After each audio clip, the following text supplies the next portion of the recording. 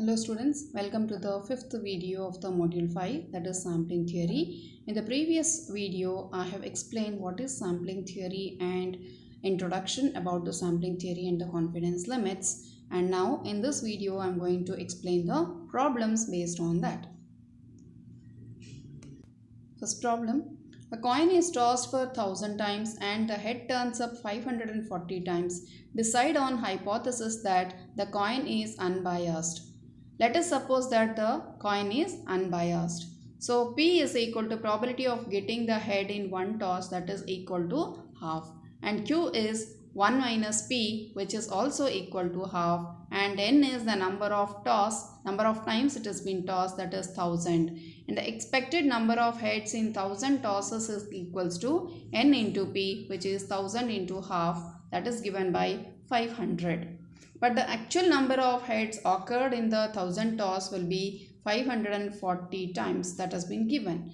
Now let's consider the standard normal variate formula, that is Z is equal to x minus np divided by root of npq. That is 540 minus 500 divided by root of half into 1000, which gives us 2.53, which is lesser than 2.58, and hence we can say that the coin is unbiased. That means it is in the expected boundary, that is 2.58 is the standard value. So when it value what we have calculated is within that range, then we can accept the hypothesis. What has been assumed is the coin is unbiased, hence we can accept the hypothesis that it is an unbiased coin.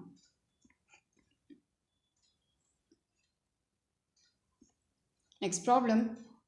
In 324 throws of a six-faced die, an odd number turned up 181 times. Is it reasonable to think that the die is an unbiased one? Now, the hypothesis which we are assuming is, let us suppose that the coin is unbiased.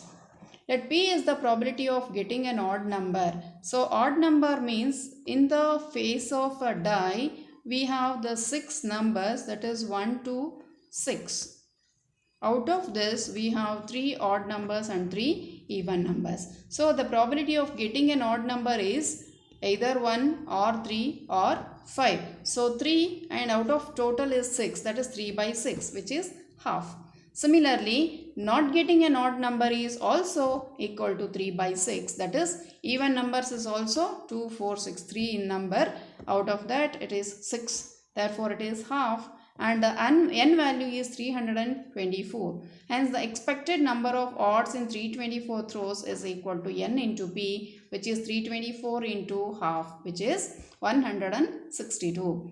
Now consider Z is equal to x minus np divided by root of npq, that is 181 minus 162 divided by root of half into 324, which gives us 2.11. Again, this is within 2.58, and therefore we can say that the die is unbiased. That means the hypothesis what we have assumed is accepted because it is lying within the range of 2.58. Next, a die is thrown 9,000 times and a throw of 3 or 4 was observed 3,240 times. Show that the die can not be regarded as unbiased one.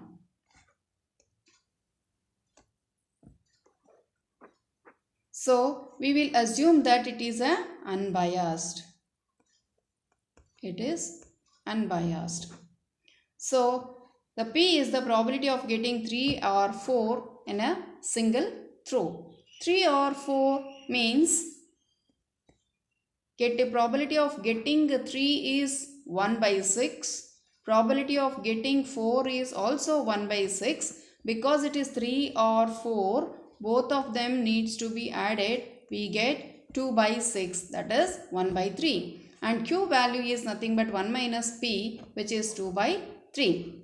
Now, N is equal to 9,000 and the expected number of success is equal to N into P, which is 9,000 into 1 by 3 or 3,000. And the observed number of success is given to be 3,240. Now consider the standard normal variate, that is z, is equal to x minus np divided by root of npq. Therefore, 3240 minus 3000 divided by root of 1 by 3 into 2 by 3 into 9000, which on calculation gets us 5.37, which is not in the range of acceptance. Hence, we reject the hypothesis. We have assumed the hypothesis that it is an unbiased, but it is not in the range of this. Therefore, we reject the hypothesis. That means the die is a biased one.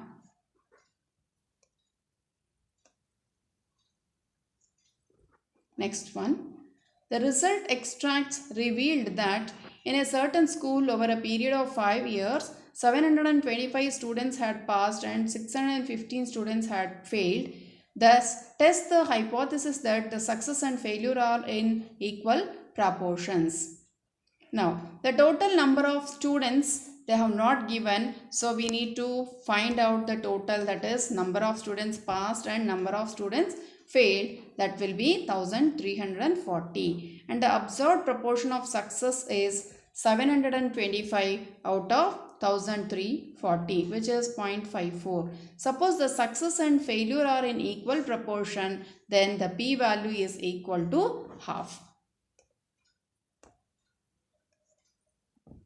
So we have assumed that it is success and failure are in equal proportion. Now we have to test the hypothesis. Thus the difference in proportion is 0.54 minus 0.5, which is 0.04, and the standard deviation when we calculate this is 0.014, and standard normal variate, that is z, is given by x minus mu divided by sigma. On calculation we get 2.86, which is greater than 2.58. Hence the hypothesis has been rejected.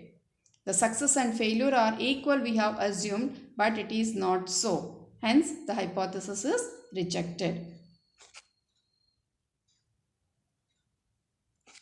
Next problem. A survey was conducted in a slum locality of 2000 families. By selecting a sample size of 800, it was revealed that 180 families were illiterates. Find the probable limits of illiterate families in the population of 2000 families. So probability of illiterate families is given by 180 by 800, that is 0.225, and Q is 0.775, that is 1 minus of 0.225 will be 0.775, and the probable limits of illiterate families is given by P plus or minus 2.58 into root of PQ by N, where P value is 0.225 plus or minus 2.58 into root of P and Q, that is 0.225 into 0.775 divided by N value is 800, and it's on simplification we get 0.225 plus or minus 0.038, that is 0.187 and 0.263. The probable limits of illiterate families in the population of 2000 is 0.187 into 2000 and 0.263 into 2000. Thus, 374 to 526 are the probable illiterate families. Next problem. A sample of 100 days is taken from meteorological records of a certain district and 10 of them are found to be foggy. What is the probable limits of the percentage of foggy days in the district? P is the proportion of foggy days in a sample of 100 days, that is given by 10 days are foggy, therefore 10 divided by 100 is 0.1, and non-foggy days is Q, which is 0.9. Thus the probable limits of foggy days is P plus or minus 2.58 into root of PQ by N, that is 0.1 in plus or minus 2.58 into root of 0.1 into 0.9 by 100, which on calculation we get 0.1 plus or minus 0.0774, that is 0.0226 and 0.1774, that is 2.26 percentage and 17.74 percentage. Thus the percentage of foggy days lies between 2.26 and 17.74. Next problem. In a sample of 500 men, it was found that 60% of them had overweight. What can we infer about the proportion of people having overweight in the population? So the probability of persons having overweight is 60%. Therefore 60 by 100 is 0.6. And Q is equal to 1 minus P, which will be 0.4. And N value is 500. Then the probable limits is P plus or minus 2.5 into root of PQ by N. That is 0.6 plus or minus 2.58 into root of 0.6 into 0.4 by 500, which gives 0.6 plus or minus 0.0565, that is 0.5435 and 0.6565. Thus, the probable limits of people having the overweight is 54.35 to 65.65%. Thank you.